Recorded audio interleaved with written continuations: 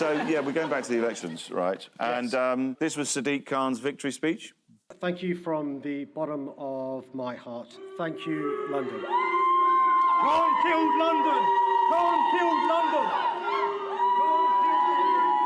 That was the Britain First candidate. It was beaten by a bin.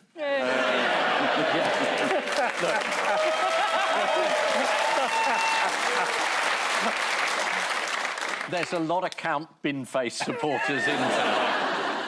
Keir Starmer was dispatched to do a kind of jolly daytime show. He went on this morning to be grilled by Andy Peters and Kat Deely. Should we see him enjoying some banter? Yeah, absolutely. Let's have the banter. Yeah. Thank you so much. Thank you for having me. I look forward to coming back. on. Yeah, Thank you very much. To do the cooking.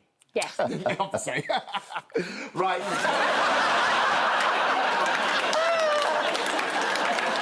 You're a big daytime viewer, aren't you, if you know that? I watch nothing else. Seriously, the political stuff you pick up is incredible. He's glued to Lorraine. That's just a bit of gossip. That's a bit of gossip. He never sees the programme. Now, we mustn't forget the Lib Dems. So, They've got a guy who can go on a paddle board in Lake Windermere and fall off into a whole load of shit.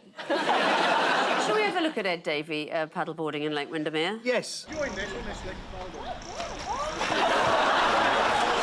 I think he's a man who's realised that dignity is overrated. Yeah. I like that. Why would it be a good idea to deliberately fall off a paddleboard when you're trying to project that you'd be a competent leader of something? Because gullible media people would repeat it in prime time.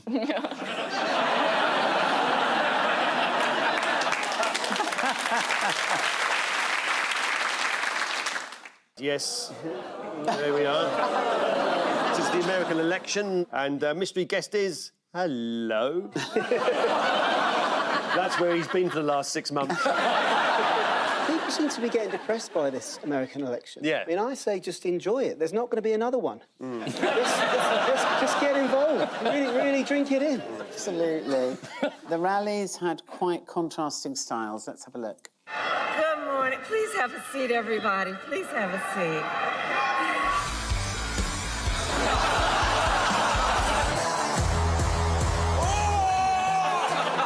This is a balanced selection of BBC footage showing compassion, caring, Christian virtues and mad people.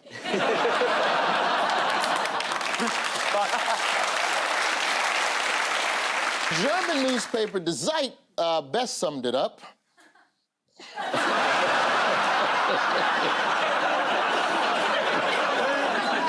Why do the Poles always get it so wrong? It's not the Poles that are the problem, it's the Americans, Roy. You look at saying shy fascists, like, I don't know, shy fascists? Yeah. Tiptoeing into Czechoslovakia. Don't look at me, I'm a shy fascist. What might happen to Donald Trump this week? Well, he's on trial at the moment, isn't he? He keeps falling asleep during the trial. But that's because he's anti-woke.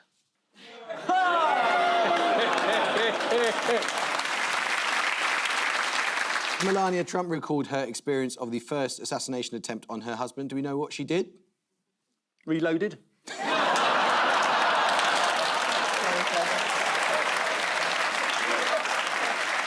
Elon Musk is offering £1 million to any voter. It's essentially an enormous bribe to the electorate. Do you know who I feel for with this story? I think of poor old Stormy Daniels sitting at home watching this. Going, they just have to sign a petition and they get $1 million. I only got 130,000. You don't want to know what I had to do.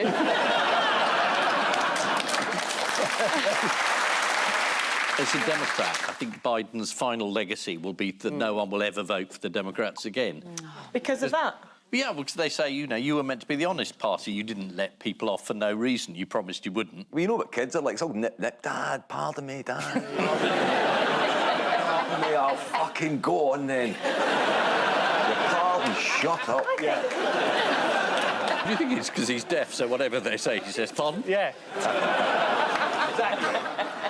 In recent weeks, staff have been concerned that Joe Biden's slow shuffling around the presidential garden is making him appear old and doddery. In fact, he looks so frail that Captain Tom's daughter has started building a spa on the White House lawn. It turns out he wasn't walking around the garden, he was just trying to escape.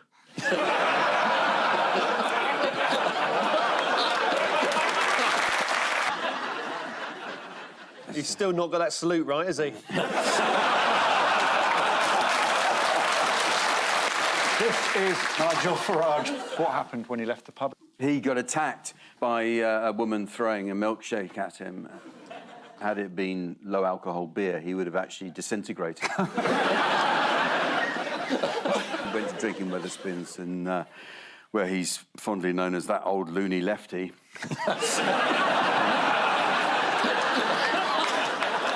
Staying with reform, here is Sophie Ridge talking about Lee Anderson on Sky News. Lee Anderson defects to Reform UK as one of the last pricks in the whole so-called Tory war.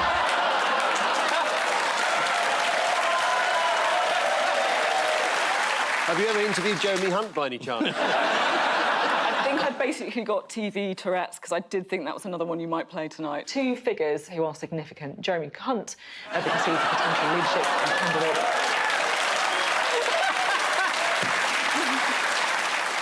He kicked off about the England shirts on the back of the collar being purple and said, you don't change it purple. How dare you, disrespect the flag by changing it and making it purple. And I was thinking, I grew up in Mallorca, right? I saw plenty of St. George's tattoos turn purple in my time.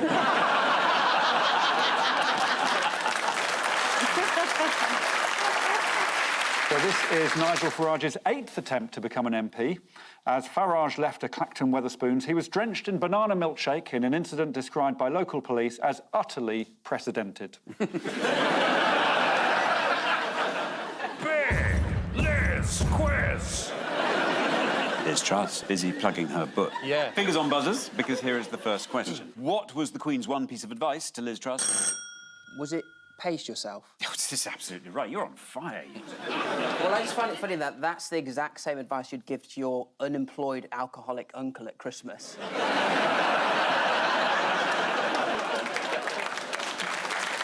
What happened to the furniture that Liz ordered when she moved in at 10 Downing Street? Ian? You've been a bit obsessed with Liz Truss, haven't you? I think you've read her book, haven't you? How dare you? Am I right? You might be. Yeah. She ordered a load of furniture, but she didn't last long enough as PM for it to be delivered.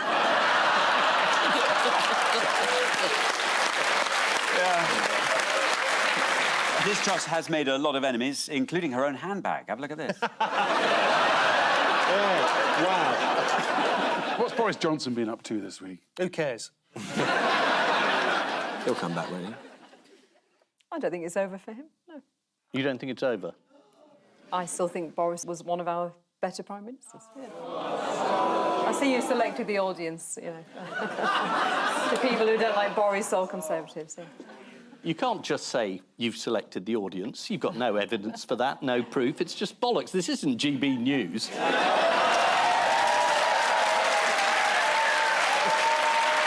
At the Dorchester Hotel, following a night of high jinks, one man gets up early and retraces his steps to see if he can find the key to his handcuffs. In Kingston upon Thames, Ed Davey arrives at the funeral of a much-loved constituent.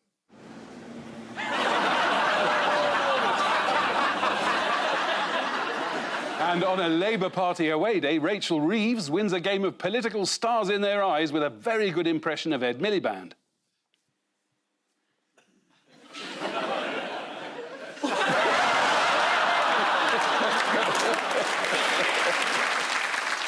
Oh, God, it's Drowning Street. What is that? That's come out of the Thames fresh air. The Lib Dem battle bus driving into the public. This has been the worst start to a re-election campaign since John F. Kennedy said, let's put the roof down. Yeah. All you've got to do is lie constantly, get every big decision wrong, decimate people's lives, and after about 15 years, people go, that'll do, that's enough of that. Keir Starmer explained that he might be asked to kick a football for a publicity stunt, so he didn't want to wear his normal footwear, which is understandable. Can we close in on that? Can we have a look at his feet? They look a bit like horses' hooves, don't they?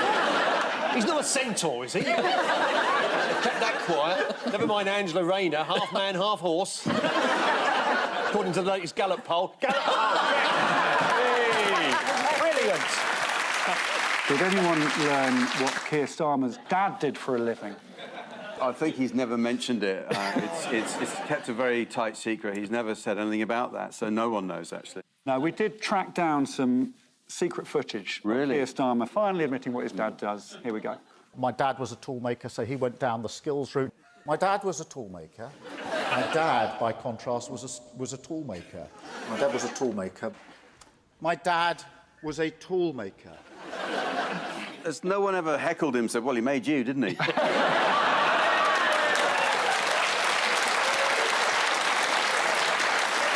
Now, who might be particularly delighted with the timing of the election announcement? Paula Venables from the post office. It blasted her off the front pages and she would have got an absolute shellacking. That's right, former post office head honcho and national sweetheart, Paula Venables. She cried 4 times for herself. It was a really disgraceful performance. And I think, yeah, it was appalling. I was pleased to see that the BBC did give Private Eye a mention, because Private Eye did play a large part in writing about this story for 20-odd years. So. That's not enough reason to buy it, but, you know.